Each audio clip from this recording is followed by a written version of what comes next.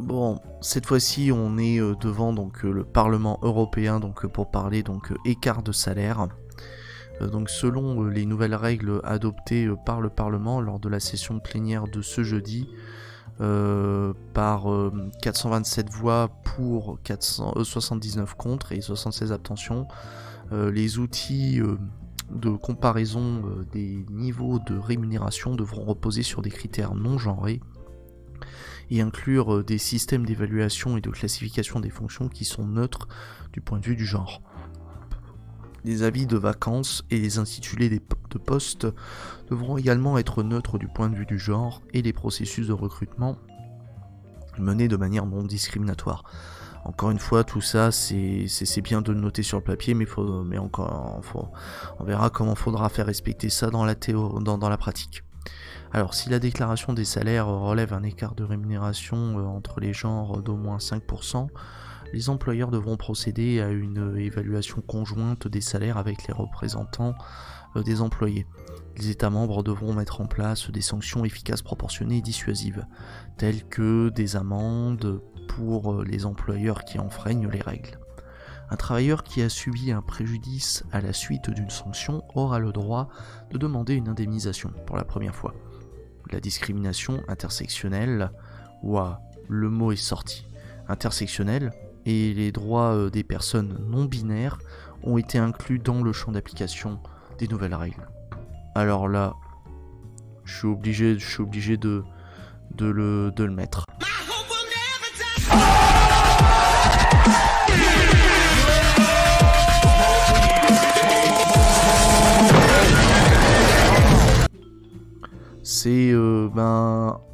C'est la première fois que je vois dans un texte, enfin dans une actualité législative, les personnes non binaires.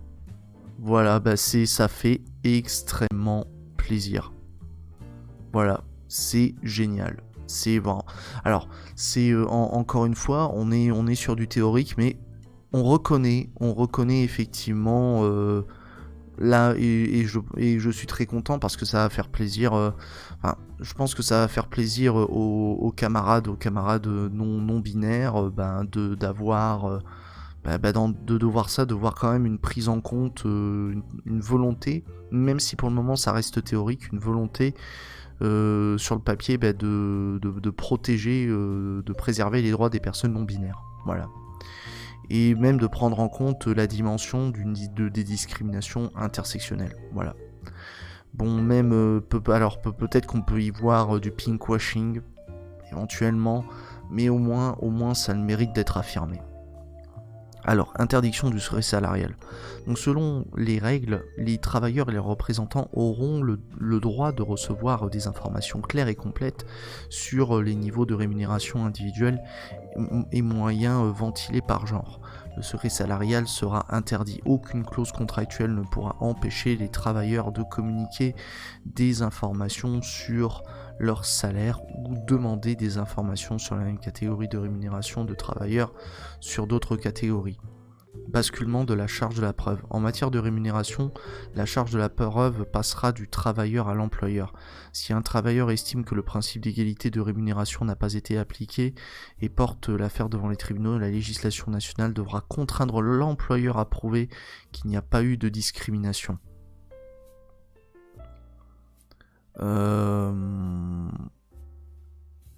Alors attends. Oui, donc démontrer qu'il y a des... Alors après, bon, faudra voir quelles seront les exigences pour démontrer qu'il n'y a pas eu discrimination. Parce que, en fait, il y aura peut-être éventuellement en gros, il faudra démontrer que la discrimination, enfin, que l'écart de salaire est justifié par rapport aux fonctions, par rapport aux tâches, et bien sûr, qu'elle n'est pas justifiée par rapport au sexe, etc. Là-dessus, bon, à mon avis, l'employeur va devoir présenter les fiches de poste, etc., montrer que... Alors, pour moi, ce sera le seul argument pour s'en sortir, parce que sinon, il est dans la merde. Et c'est peut-être pas plus mal, parce que... Alors, reste à voir ce que vont en prendre, ce que vont en penser les spécialistes en droit du travail.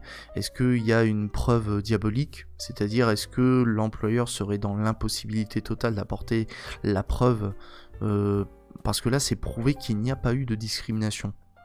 Et on est sur et on doit prouver quelque chose qui est négatif. Donc là, en somme, bon, vous me direz, il y a quand même peut-être des moyens d'éléments. Je pense que essayer de montrer qu'il y a des garanties, montrer qu'il y a des différences de fonction, etc.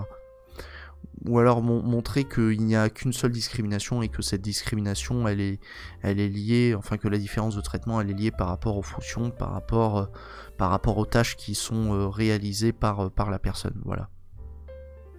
Mais bref. Alors donc citation des rapporteurs. Ah bon bah là on va voir les commentaires des rapporteurs sur j'imagine sur le. Alors je sais pas si c'est une directive ou si c'est un règlement. Alors est-ce que c'est indiqué? Alors donc commission des affaires sociales, enregistrement du débat. Donc là on voit qu'il y a un think tank aussi. Fiche de procédure. Alors je vais juste regarder à quel texte ça correspond. Alors c'est quoi comme texte? Code, nanana, donc c'est une proposition de directive ou alors attends. Puis ouais, proposition législative. Mais du coup c'est quoi? C'est un pro. Ah ouais, c'est une directive. Donc c'est une directive, proposition de directive.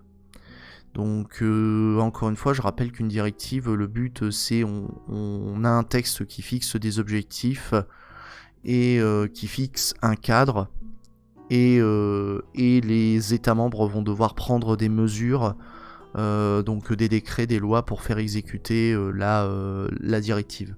Parce que les États ont un délai imparti pour prendre les mesures visant à exécuter la directive, visant à transposer, on appelle ça la directive, et au-delà de ce délai, la directive produira directement les effets dans le droit des États membres de l'Union Européenne. Voilà. Ça c'est de mémoire, je crois que c'est l'arrêt Van Duyn, si je ne dis pas de bêtises, l'effet direct des directives. Arrêt Van Duyn. Van Duyn, si je dis pas de bêtises. Arrêt Van Duyn, je crois que c'est ça. Donc là, je vois qu'il est cité là ici. Langue, je le veux en français. Je veux juste vérifier. Voilà, effet direct libre circulation. Ouais, effet direct directive. Voilà, c'est ça. Donc normalement, ouais, c'est Van Duyn. Bref. Oui, donc communiquez vos salaires entre vous, c'est le nerf de la guerre. Ne pensez pas que c'est pas dans l'intérêt des salariés de partager les salaires. Seul l'employeur a intérêt à maintenir le secret sur les salaires. Donc faut attendre, oui, de partager, oui, le montant des salaires. Les salaires, c'est plus compliqué. faut attendre la transposition dans le droit national. Oui, tout à fait, Dia. Et salut Bixiv, bizarre, ton stream n'était pas affiché il y a une heure quand j'ai regardé. Après c'est parce que j'ai mis du temps. J'ai mis du temps à mon avis à lancer le stream, camarade Bixiv. Donc c'est pour ça parfois j'ai un peu de retard.